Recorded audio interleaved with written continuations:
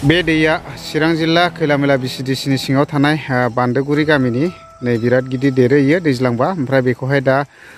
bridge होनाय जासिगोन ओमफ्राय बे ब्रिजखौ सोर मावदों आङो देखायगासिनो दङ ब्रादार दनजितआनो मावनाय जादों नै बिथाङानो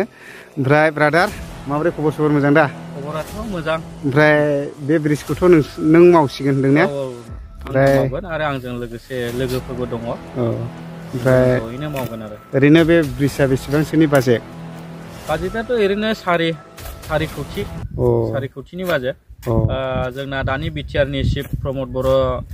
सारानो फैगौ डिसेम्बरनि 4 तारिखआव फैनानै अपेनिं खालामफैगोन बिनि उनावनो जों बे ब्रिजखौ जागायजेनसिगोन आरो खामानि स्टार्ट खालामसिगोन ओमफ्राय ब्रिजआ बिनिफ्राय आरो अबावबा दंबावो दा दङ ओरै साहाजों दंबावो मोनसे थाइस' बिल होनो बेखौ बेयाव मोनसे मावगोन ओमफ्राय बे मोनसे मावगोन ओमफ्राय हरै साहाजोंनो बेसेबांसोनिथाय मावरिया हाजोआव दङ मावरिया हाजोआ बे 30 कौटिनि बाजेट बयनिसिमबो गोजोननाय जासिहरनाय थाबाय दिनै आङो दंफैयो हाजो मावरियाव आरो ओमफ्राय आंजों लोगोसे दंफैनाय ब्रादार रनजित कन्ट्राक्टर आरोना बिथाङा ओमफ्राय दा बेयावहाय मानो दंफैयो होनना बुङोब्ला बेयाव माने 4 तारिखआव बिटिआरनि चिफ मानगोनां प्रमद बर' सारा सफैगोन ओमफ्राय बेयावहाय बेबायदिनो मोनसे स्लुइस गेट बुहुत गिदिर कन्डिसन जागोन मथा मथि बियो 30 कौटिनि बाजेटनो ओमफ्राय दा दिनै माबायदि खामानि मावजेनखो आं बेखौ एसे एक्सप्लर खालामनानै नोंथांमोननो भिडिअनि गेजेरजों शेयार खालामनो गोसो जादों दा जायफ्रा भिडिअखौ नायनो इन्टारेस्टेड मोनो नायलांनो हागोन आरोखि दा माबायदि जाजेगोन ओमफ्राय बयबो फैनो हागोन बेयावहाय ओमफ्राय लोगोसे जानाय लोंनायबो थागोन दा बयबो बाहागो लाफैनो हागोन आरोखि नायलांनो हागोन दा नायदो नै बेबायदि क्लिन खालामजोब्बाय नै ओरैबायदि मोजां फोसाबजोब्बाय ओमफ्राय बेनो नै दैया मावरिया बान्दो थाख्लाय ओमफ्राय दा बे मावरिया बान्दो थाख्लायनिनो मानगोनां एडभाइजार दंफैयो नै आङो सोमोन्दोआव आमाय जायो ओमफ्राय बेजों लोगोसे नैबे आदाया भाइस प्रेसिडेन्ट दा आङो मानगोनां एडभाइजार आमायनिफ्राय मिथिनानै लानि जेनेबा बे जायगायावहाय बेसेबांसोनि स्लुइस गेट जादों होनदोंमोनलाय आमाय बियो 30 कौटि 30 कौटि ने ओमफ्राय बेखौ मालानिफ्राय मावनाय जागोन जेनेबा मावनाया दा आङो जोंनि इउटुबार बिथांखौ हामबायग्रोदों दा बिथाङा जोंनि गेजेराव फैनानै नैबे चेनेलफोरखौ लाफैनो थाखाय हगारना होनो थाखाय मोजांनि थाखाय बिथाङा गोसो गुदुं जानानै नोंथाङाबो फैनायनि थाखाय नोंथांखौ हामबायग्रोबाय आरो नाजावना लाग्रोबाय दा जोंनि बे मावरिया बान्दो थाख्लायनि जेखिनि जोङो स्लुइस गेट मोनदों बे मोननायनि थाखायबो जोङो फैनायनो रंजादों गोजोननाय मोनदों दा बे गोजोननायजोंनो जोंहा फैगौ 4 तारिख बे डिसेम्बराव जोंनो बे मावरिया बान्दो स्लुइस गेटनि गोदानै जेखिनि जे फिथा हास'नाय बे फाउन्डेसना फैगोन 4 तारिखआव जागोन समबाराव दा ओंखायनो बेनि थाखाय जोङो साब सिखोनखौ जों खालामग्रोनाय जादों बिनियावहाय जोङो सफैगोन जोंहा गाहाय जोङो बिटिआरनिनो दैदेनगिरि गाहाय चिफ प्रमद सार बिथाङा सफैगोन बेजों लोगोसे जोङो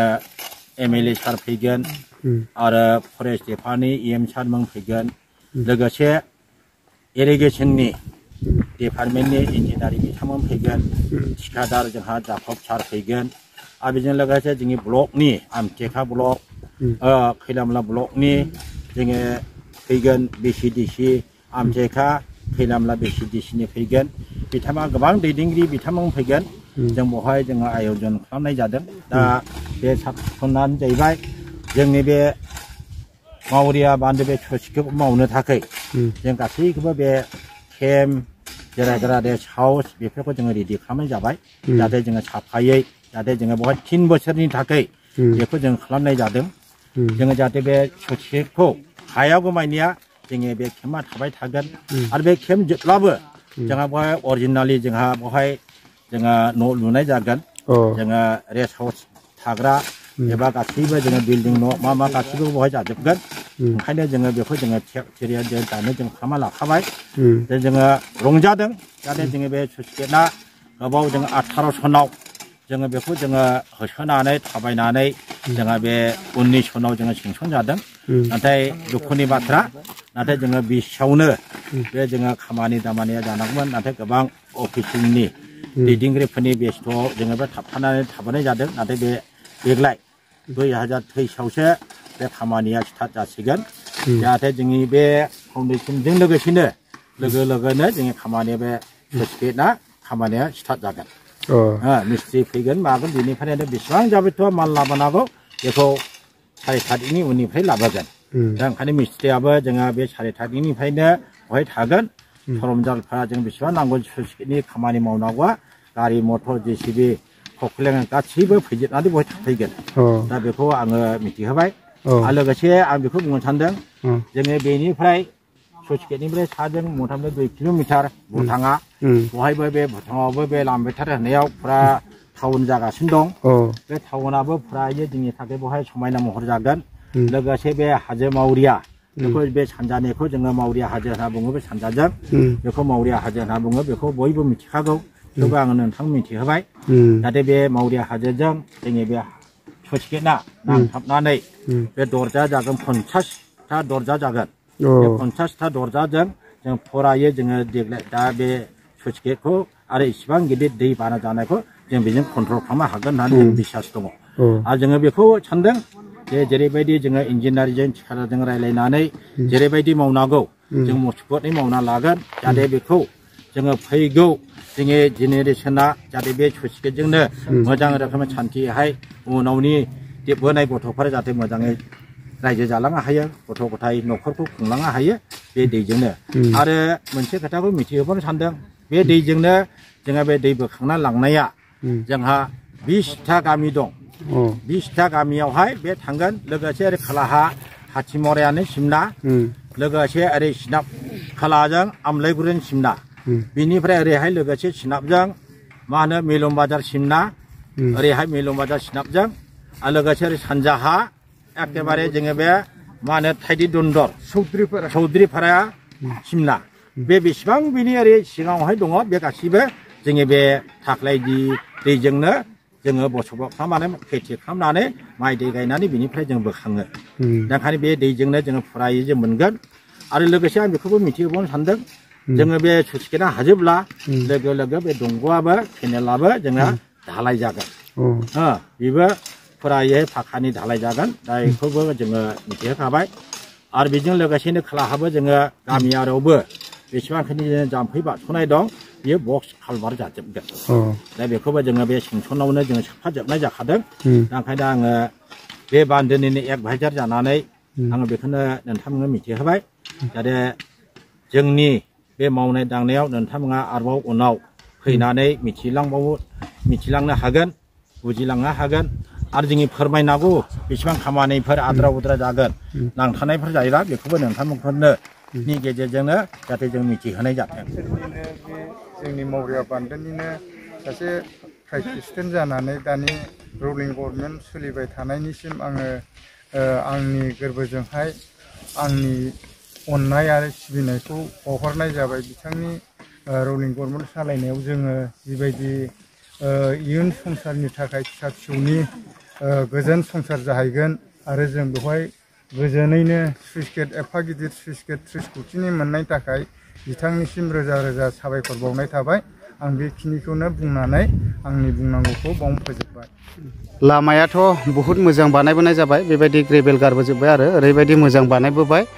ओमफ्राय साइड बामाबो ओरैबायदि मोजां फोसाबबोबाय आरो ओमफ्राय बेजों लोगोसे नै ओरैहाय बेबायदि न' लुनाय जाबाय मानो होनना बुङोब्ला गोबांथार बेयाव मिस्ट्रिफोरबो थाफैगोन बे खामानिखौ मावोब्ला दा बेबायदि आरोखि नै ओरै लुगासिनो दङ दाम दुम बयबो आरो ओमफ्राय नै ओरैबो ओमफ्राय नै बेयावहाय बहुद मोजां क्लिन खालामबाय नै दा खामानि मावगासिनो आरो गोबां मावग्राफ्रा ओमफ्राय बेयावहाय नै थिं खाथाबदों आरो इयो मा न' आदा इयो मा न' ना मिस्ट्रिफोर थाग्रा अ आच्छा बेयावहाय माने जिथुनाखि बेखौहाय मा होनोमोनलाय सिमेन्ट लहा बायदिसिना सफैनायखौ ओमफ्राय दा नोंसोर मावदों ने आदा कुमुथिनि मानसि कुमुथिनि ने आच्छा दे गोजोननाय थाबाय नायदो ओरैबो मावदों नै दा माने आं हानायखिनिखौ देखायलाङि बैयावहाय मोनसे रेस्ट हाउसबो लुदों हनै जायफ्रा चिफ गेस्ट आलासिफोर फैयो सफैयोब्ला माने बेयावहाय जिरायगोन आरो आं एसे जुम देखायनि नैबेयावहाय आं खाथियावनो खेबनानै देखायनोसै ओमफ्राय नै बैग्रि बिफां मा बिफां दं आरो ओमफ्राय बैथ' आरो हाजो मावरिया जाहैबाय नै बैयो हनै बै ग्रिन ग्रिना जायगायावनो भुटान मथा मथि भुटानाबो बैयावनोसै हनै बिसोरबो बेयाव गोबां खामानि मावदों बायदिसिना दा बेबायदि आरो नै ओरैहाय नै जा मोजां मोजां जायगा लकेसनफ्रा बहुद मोजां आरो दा सान्दुं गोसायावहाय खेबनाय नालाय केमेरानि क्वालिटिया मोजांबो फैया जानो हागौ नै बेयावहाय मोनसे ओरैबायदि मोजां थुरिनि गेस्ट हाउस बानायबाय नै नायदो नै ओमफ्राय जिथुनाखि स्लुइस गेट जानो गोनां बियो नै बैयावनो जागोन बैयावनो दा बेयावनो माने 30 कौटिनि बाजेट स्लुइस गेटखौ मावफुंनाय जागोन मानो होनना बुङोब्ला नैबे दैयानो गोबांथार गामि ओनसोलाव लांनानै माइ गायनो गोनां जायो ओमफ्राय दा अयथासार बोसोरफ्रोमबो बान्दो ओंखारनो गोनां जायोमोन मानो होनना बुङोब्ला हाजोनिफ्राय फैनाय दै एसे अखा हानानै देरबानो बान्दोफ्रा बायफ्रुजोबो ओमफ्राय दा स्लुइस गेटनि गेजेरजों माने गोबांथार रायजो राजाफ्रा बेफोरबायदि दै लोमसाव जानाय एबा थाब थाब बान्दो ओंखारनायनिफ्राय आरायग' जासिगोन दा नै